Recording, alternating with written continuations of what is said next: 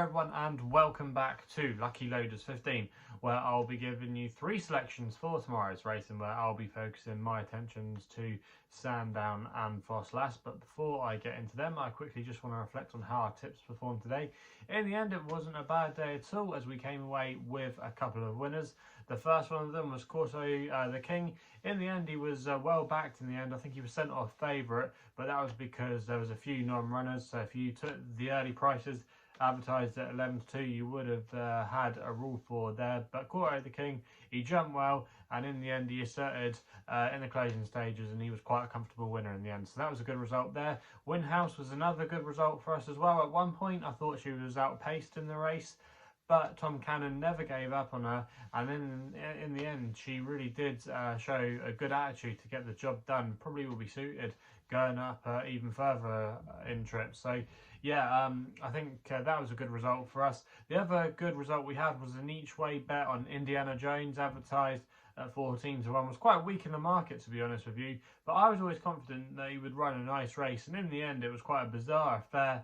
There was quite a few loose horses. I think there was a horse in the first third of the race that unseated his rider, and then it brought down a whole wave of horses, and it was a bit of a nightmare for those in behind. But Indiana Jones, he raced prominently. He had a few loose horses running around him a couple of times during the race, and your heart was definitely in your mouth there. And I thought we did enough to win the race, but unfortunately he just got chinned in the closing stages, and Rachel Blackmore came like a wet sail in the end. But to be fair to her, she did well to keep out of trouble, and she looked like at one point she was going to get hemmed in, and Indiana Jones might have had a chance to gap and win. But yeah, it was still a good performance, and I think that's a race that's going to work out quite well. So they were the good results today. The Nat Beakstown ran well for a long way, probably just needed the run in the end. He finished in third place.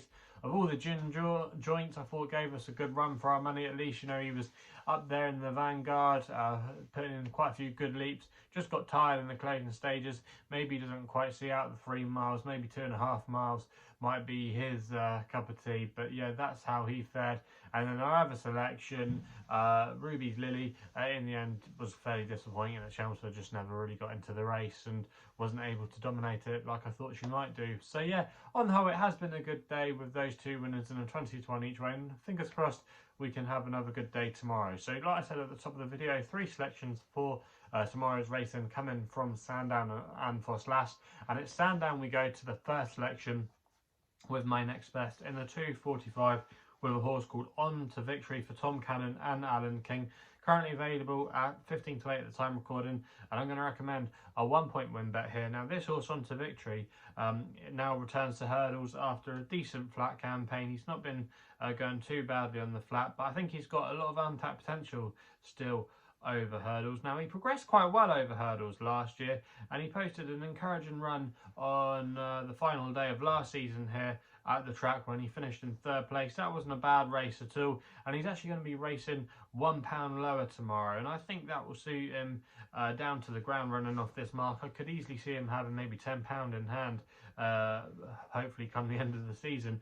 But yeah, Alan King's yard is just going along very nicely at the moment. I just think the ground to this horse could be key. I don't think he wants it too tested. He wants good ground, and the ground will be drying out as we get closer to the race. Not expecting any rain down here in the south of England for quite a while, to be honest with you. So we're going to be getting these conditions, and I just think it will suit him tomorrow. The small field doesn't concern me either. He's run well in small fields in the past. So yeah, I think he's got a good chance in this race tomorrow, and I'll be disappointed if he couldn't go very close in the 2:45 at Sandown. So On to Victory. Hopefully he can live up to his name and give us a victory. So yeah, that's going to be my next best of the day there.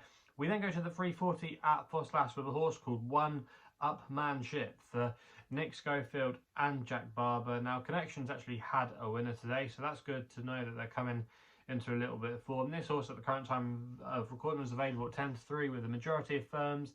I think he's got a good chance in this race tomorrow. Now last year he did progress quite well over hurdles. He actually made his hurdle debut behind Metier of Harry Fry, who then went on to win the Tolworth and was one of the better British novice hurdlers last year. But that was still a good run, and on quite a few occasions he did show glimmers of ability. He finished second in a decent handicap at Wincanton of this kind of mark. He's racing tomorrow off a mark of 1:22, and I definitely think he's got races in him off this mark. He actually won his first race over hurdles last year at Ffos Las, so returning here looks a positive move.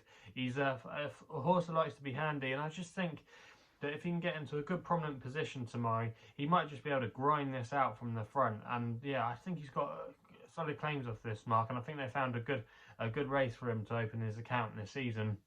I think he'll be fit, no problem at all. I think he'll go very close there. Maybe John Joe Neal's horse is the biggest danger, but he's returning from a break too. And I think the easing conditions as well at Ffos Las, currently described as soft ground there, will be key to one-man upship. So yeah, I'm hoping he can get the job done for us there at Ffos Las. We then stay at Ffos Las for the extra tip of the day, which runs in the 4:10 with a horse called Desque for Charlie Deutsch and Venetia Williams. We're just getting to that turn of the year now where the yard come into good form. Currently available at 4-1 at the time recording, and I'm going to recommend a 1-point win bet here. Now this horse for Venetia Williams seems to go well fresh. He won on his chase debut last year at Lingfield, and then he racked up a couple of wins. I think after then he potentially had some wind issues because he's coming back from wind surgery, and I just think that might be able to put him spot on, because he's a horse that had quite a high cruising speed. He went to the front and he just kept finding. And if he deploys those tactics tomorrow, I think that will suit him. The ground should be fine as well. He likes a bit of ease in conditions, and he could still have a little bit more to offer of his current mark moving forward. I don't think this is a particularly strong race. He was actually pulled up in a race at Wincanton that worked out quite well in the end. That's produced quite a few horses that are now rated in the 130s and 140s. So yeah, I do think he has the ability to win this race tomorrow if he's spot on, which I think he will be. And I think 4-1 there, if you can still get that price, that was with a few firms, that's quite a big one in the context of this race. So yeah, that's going to be my final selection tomorrow, and fingers crossed we can have a good day. So if you're enjoying these videos still, remember to subscribe here and hit the thumbs up button. Also as well, if you want to follow me on social media, Twitter is the place you can do so, where my handle is at LuckyLoader15. And if you want to find out a little bit more about myself, my website is www.chrisloaderracing.co.uk. So please gamble responsibly. Hopefully we can have some more winners for you tomorrow, and we'll be seeing you soon.